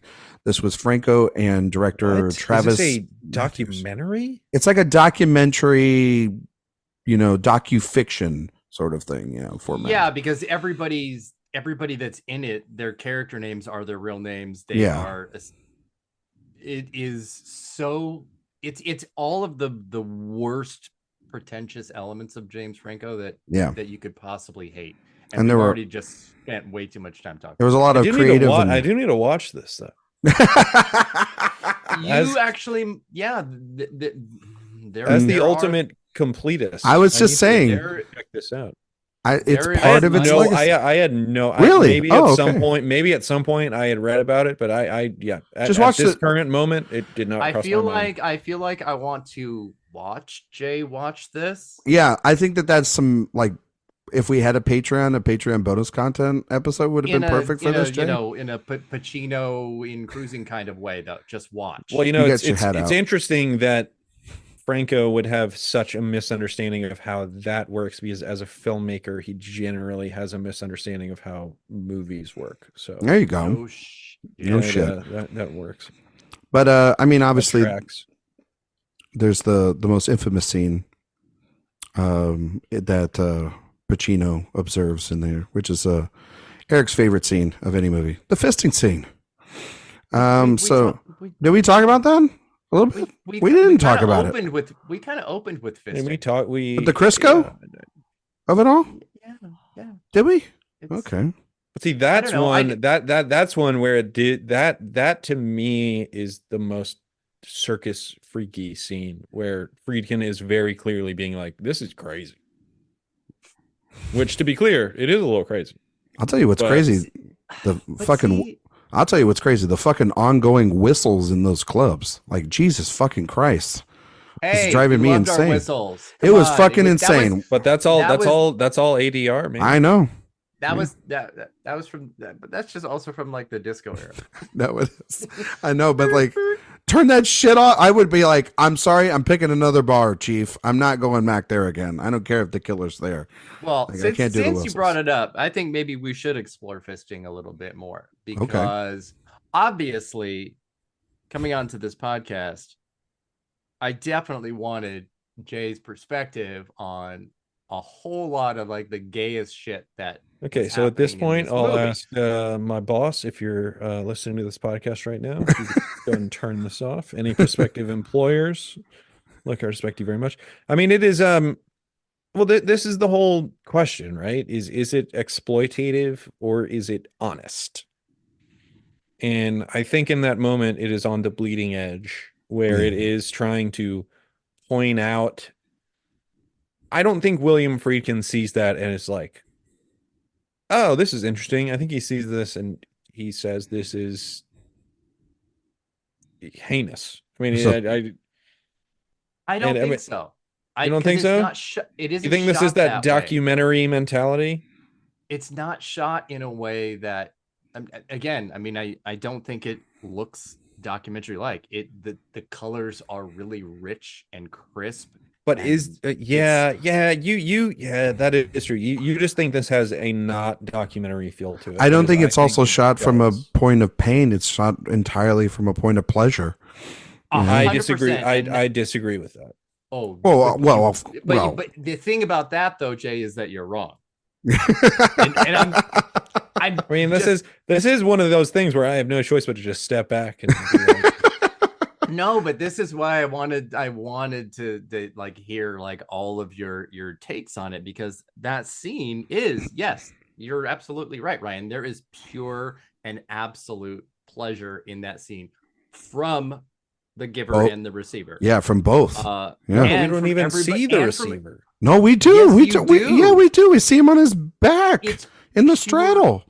Ecstasy. I mean, we see him from behind. No. We sit. I think you need to go rewatch the film because there is literally a shot. There is a shot of his face, and he is. Oh yeah, loving he gets a full like. it.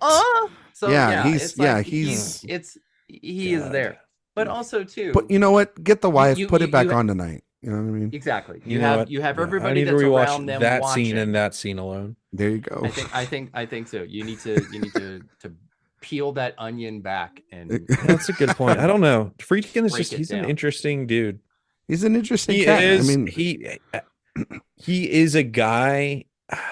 I don't know. He's so interesting because he does, I think, hold I think kind of an innate sense of conservatism with this real sense of revolutionary in him. I do agree He's with an you a little. interesting guy. I agree with you a little bit on that, Jay, because there are moments where like we see the sort of the like tracking shots inside, that's obviously from Pacino or just the audience perspective, and there are a lot of moments, or there is a lot of moments of intimacy. Don't get me wrong, it's a lot of guys, and they're doing everything, but then there's a lot of moments where once the camera's on them, it feels as if they stop in their tracks. That's where I would agree with you a little bit about the docu stuff. And then it almost feels like someone is watching them and everyone is afraid. And there's a little bit of, for most hesitation. of it, he literally just said, like, guys, do what you would normally do. Yeah, no. That's what he did for a lot of it. No, but and that's what's great. Yeah. And I agree. And I think that speaks to Friedkin's. But everyone's going to have what some people might consider voyeurism to just be like anthropological curiosity. No, but I think that's what's so interesting is because tell them to act naturally and you put the camera on them. Sure, you can tell them that.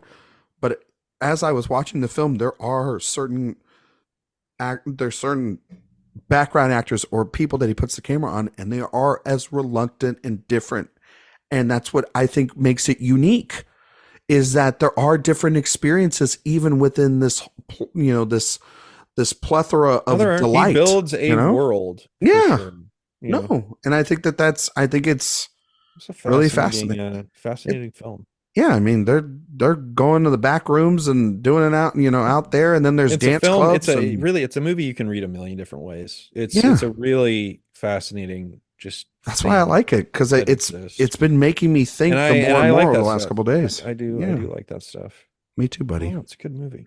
It's a good movie. Eric, you got anything else? I like the movies of Paul Verhoeven. Yeah, well, we're not talking. Paul. I get you, but we're not talking about them. We're talking about William Friedkin here. But I think those two guys are kind of better at it. Okay, all right. We're just trying to talk about this. But it's just interesting that Friedkin is not my favorite provocateur. That's okay. Still doesn't he's making interesting movies. Not by a long shot. No, but I still think that like this is a very that is his most. That's his indelible trait, is provocation. But what I need Jay to understand is that all of the stuff in those bars, even if it's exploratory and voyeuristic, that is quite absolutely what it was like. I think I would know better than you. I'm just, I'm just here offering as much insight as possible. He's just given, and you need to receive. Look, all right, as a proud voyager, it's a role reversal on this. As a proud voyager of the boat from Boat Trip, I think I can speak to this. You've never been on definitively as anyone. Exactly. Yes. Eric, anything else? Yeah. Jay, do you know that the area of New York that this all takes place is the meatpacking district? Do you know about that? Eric, who do you think you're talking to? He does research. I know he does. I just wanted to. That was like that felt a little low. That was a little low. That was that was like legitimate. I miss the meatpacking district. It's not what it used to be. Jay, do you know that Eric has no faith in me? Jay, do you know that the sky is blue? And hey, I'm not trying to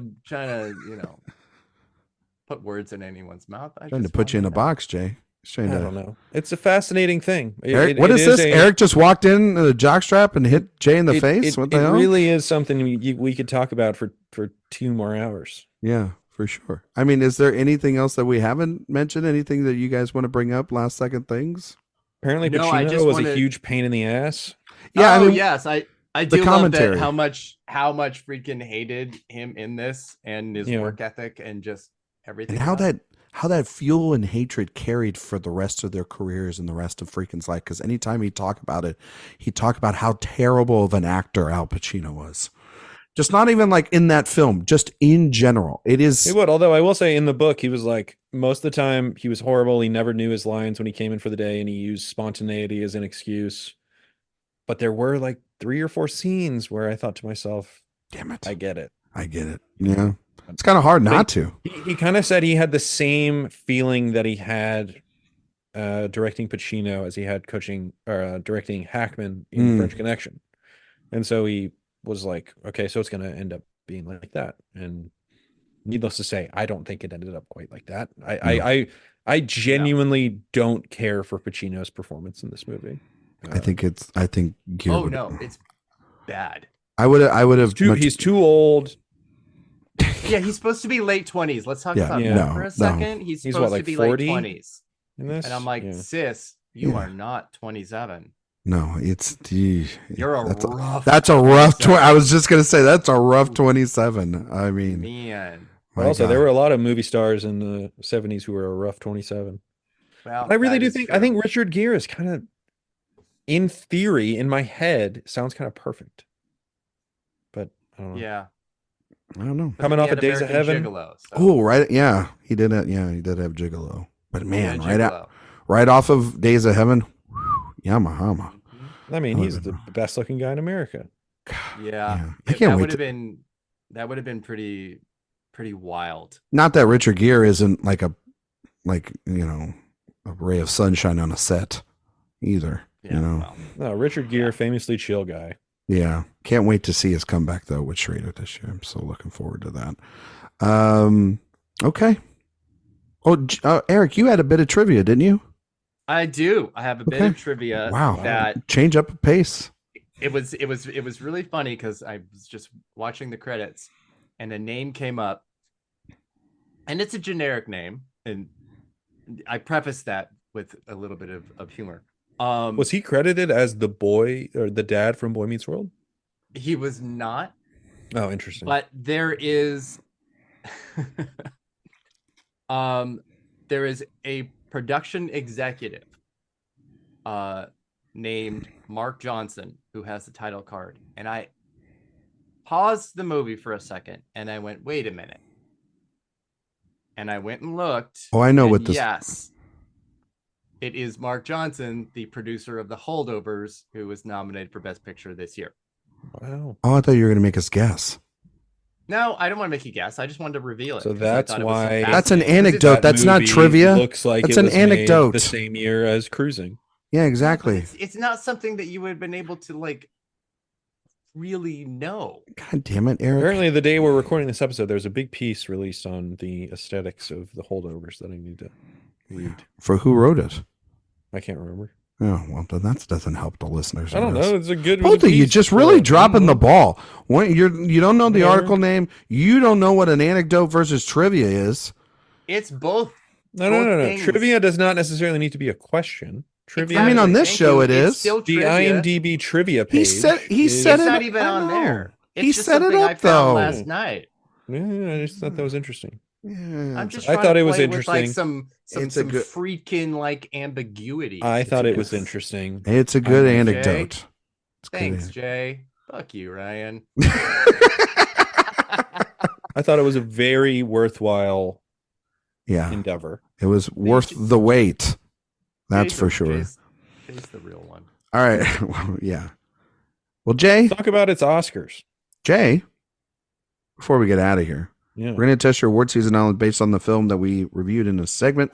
We like to call it an honor to get nominated. The movie we reviewed, obviously, was Cruising by William Friedkin. Yeah.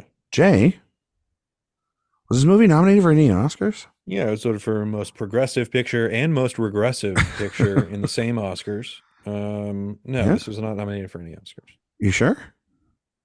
I don't think so. I don't know. Are you going to lock that in?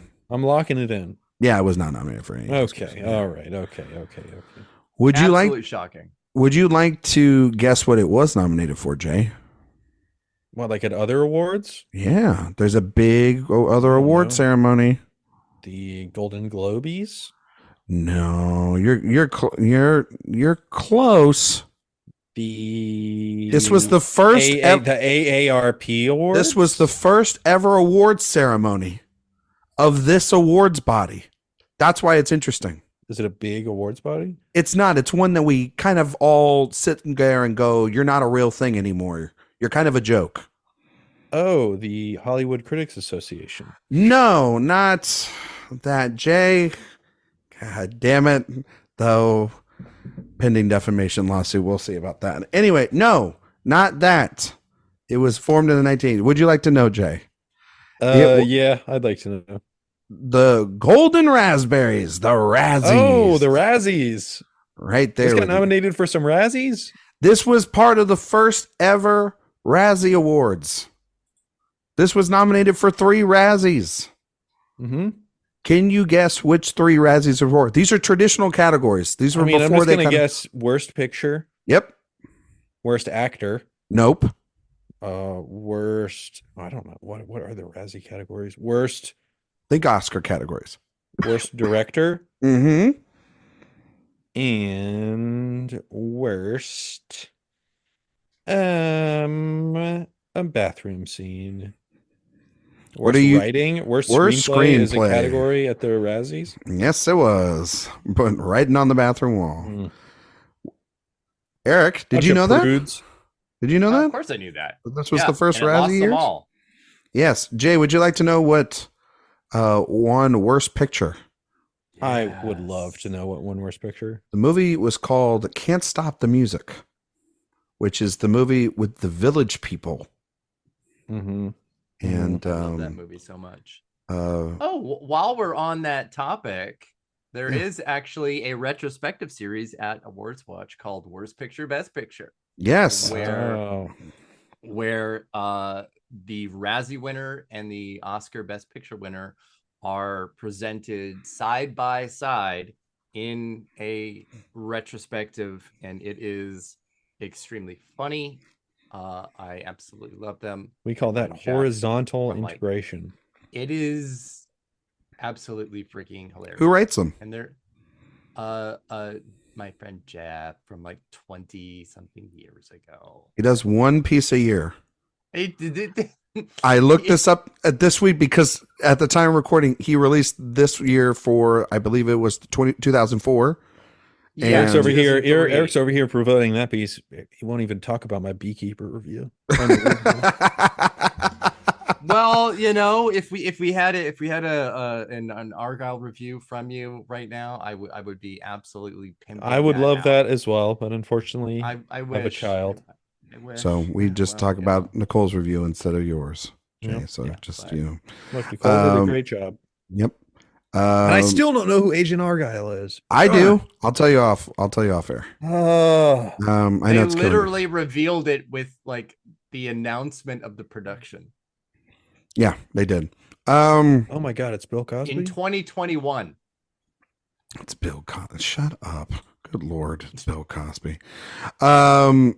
Worst director was Robert Greenwald for Xanadu. Yeah. Yeah, that's earned. This is when they had 10 nominations, though, in like every category. Wow. Yeah, and this is there's actually like a lot of bad. I'm not gonna lie, these are actually pretty bad. I mean, a raspberry has more little like seedlings than that. So this was, I mean, The Shining is in here. Worst actor went to Neil Diamond for The Jazz Singer. Fair. And worst actress was Brooke Shields for The Blue Lagoon. Brutal. She was like 13. Yeah, it's pretty fucked up. I do kind of like are the worst. I do like the Razzies because damn, they just don't give a fuck. They're fucking assholes. This was the year where Shelley Duvall was nominated and they had to rescind that recently, finally, because like that was not right to nominate Shelley Duvall for that. That was not her fault. I mean, thank God that they finally went back and changed that. Well, she's good in that movie. I know, but just thank God that the organization of the Golden Raspberries finally righted their wrong after all these years. Can't Stop the Music also won Worst Screenplay. John Adams won that movie. John Adams tied Laurence Olivier for Worst Actor. I'm Or more supporting interested in actor. what won the Oscars this year. Oh, that's a good question, Jay. 1981, you say? Yes. All right. This would have been the 1981 Oscars for the 1980 films. Correct. See, look, Eric, he's learning. I know. I'm so happy about I'm proud of you, buddy. That's some really good stuff. The winner was Ordinary People. Mm-hmm. This was the Ordinary People. Coal Miner's Daughter was nominated. The Elephant Man, Raging Bull, and Tess by Jay's favorite director, Roman Polanski. And My that favorite- is my favorite actually human. that is the first in the series of the worst picture, best picture, because Oh, that's it was good. the first Razzies. Yeah. So yeah, you can go and look that up right now. I mean, I would give God. I love Raging Bull. Can't Stop the Music and Ordinary People, 2 movies I watch consistently back to back every day. Absolutely. One of them is a masterpiece and the other is Ordinary People. Oh, stop it. Oh, Oh, stop it. Oh, No, snap. no. I am kidding. We of don't talk course. about 1980 Robert Redford that way. Yeah, I thank God. don't know. Yeah, I'm glad that won Best Picture. It's the right movie of that lineup. Raging Bull, though, dude. I'm low on Raging Bull. I think that's like, I think Raging Bull is one of his 3 best movies, maybe. I think Raging Bull is in the 10 to 12 range for Scorsese. And that's my opinion. But Remember I how think good Killers of the Flower Moon was. good movie. You're not going It's to a hear great good movie. things from Erik about it, so don't bring it up. You know, Sissy It's Spacek fine. won Best Actress. De Niro won for Raging Bull. Timothy Hutton, Category Fraud, Ordinary People, and Mary Steenburgen for Melvin and Howard. she's Yay, great in Mary. that. I Great love that movie. movie. I Love that movie. Speaking of Demi, Speaking of Jonathan Demme, fucking empathy machine. Mm. Melvin and Howard What, won screenplay, and then Ordinary People won adapted screenplay. would you nominate this for anything? In Production your hypothetical design. ballot. Does production design count? I guess, but they just filmed it in the place where it was. So they do that for a Is- lot of places.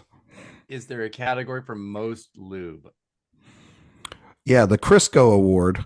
Unfortunately, they only brought that category in a year later, Oh, and it was only a 1-year run. Best lube. that's rough. Best lube. Nope, sorry. They gave that award to Diana Ross. It actually for won the, the. Hold on, I'm yeah. looking it up. It won the North American Thanksgiving Award for greatest turkey stuffing.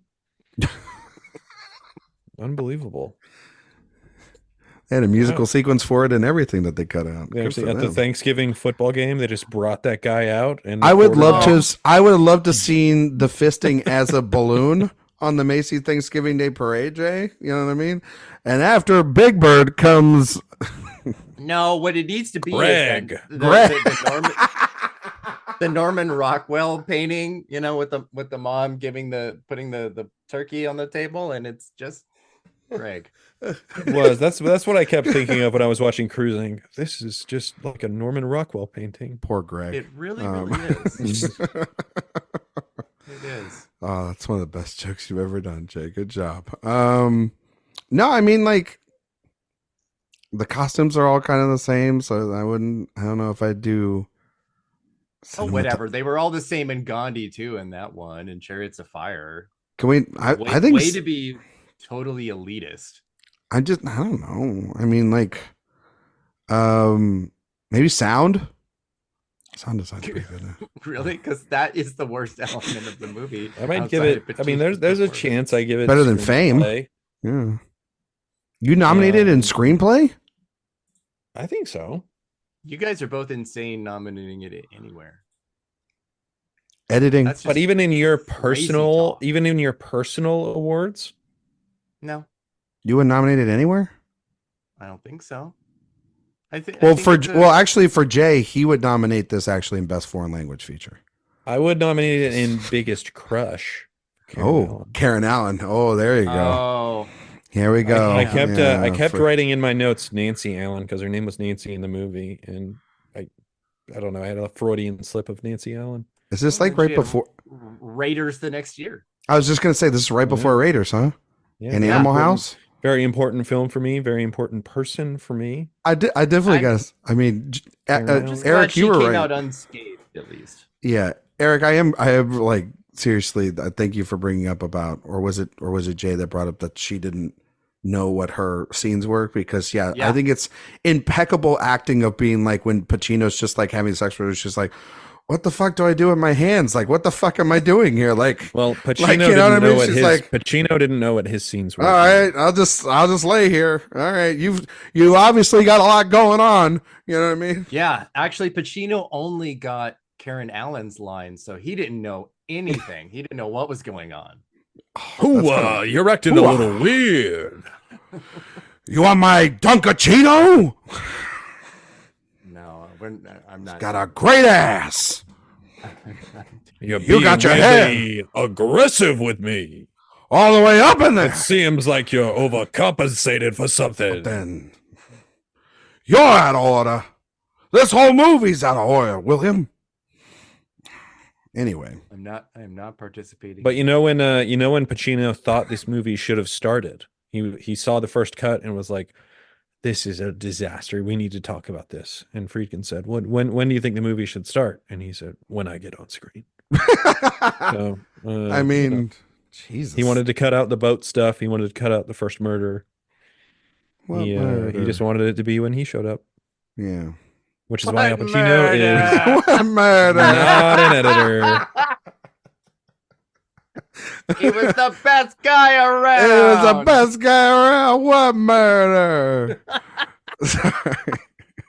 Oh my God. That's so crazy. Yeah. Hey, did you know that the Mafia owned like all the gay clubs in New York? So they own the meatpacking Friedkin district. said that in his memoir.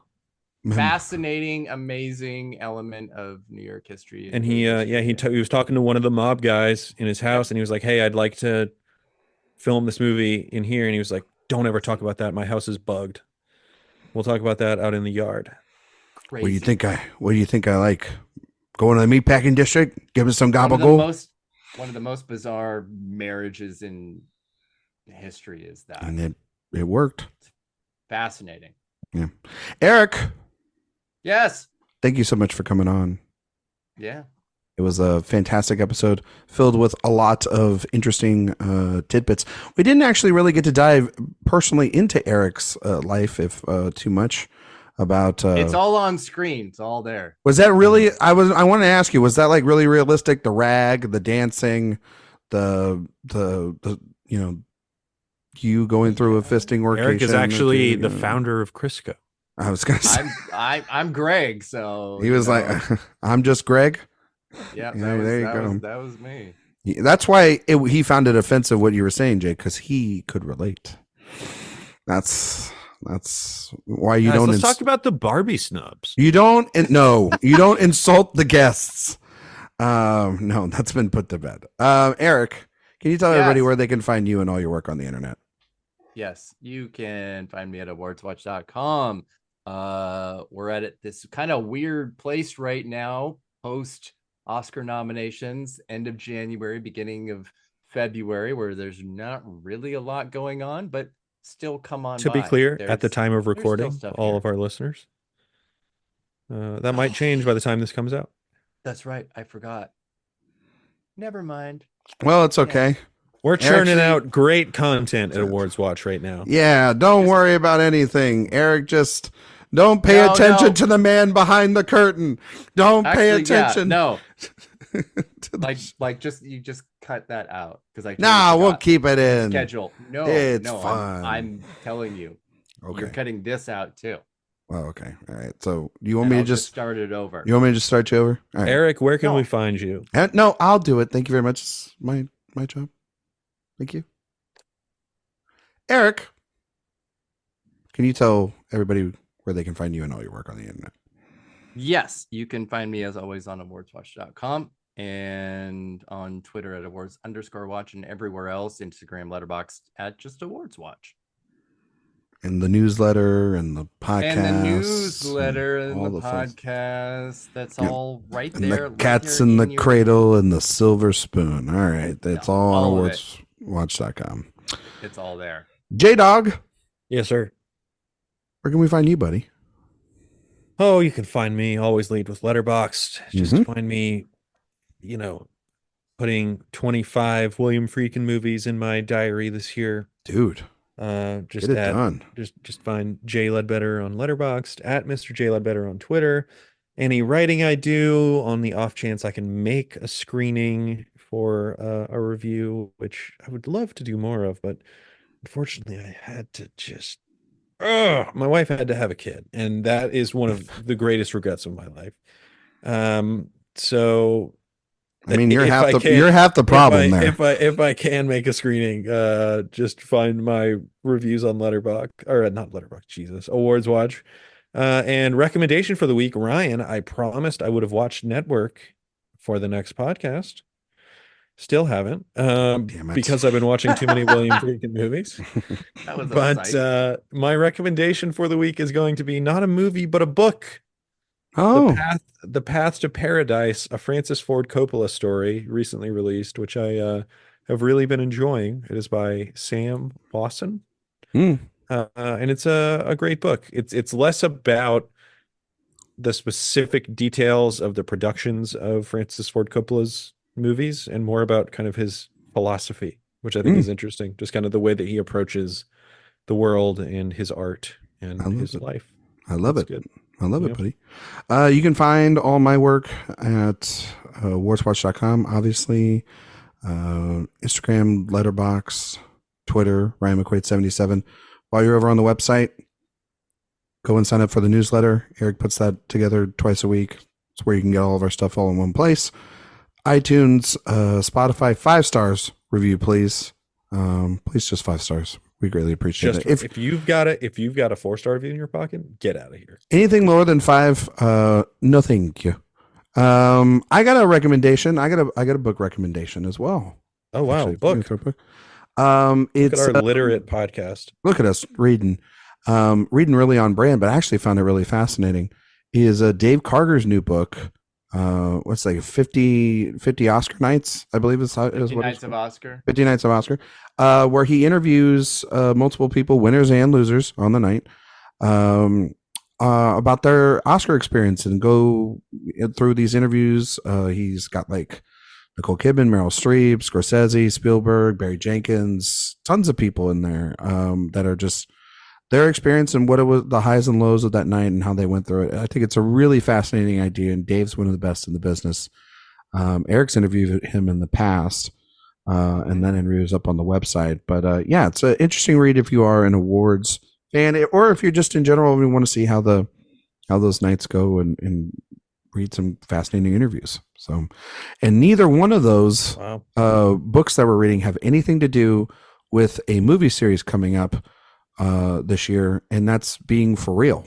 Or maybe they do, or maybe it's adjacent what those two have relating. Maybe, who knows? Freddy versus adjacent. There you go. Next week we will be back here. What are we going to be talking about, Jay? We're going to be talking about To Live and Die in LA. Erik's favorite. To Live and Die in LA. Erik's favorite William Friedkin movie. It'll just be me and Jay. We'll be here. We'll be shooting the shit. So thank you all so much for listening, and we'll see you all next time.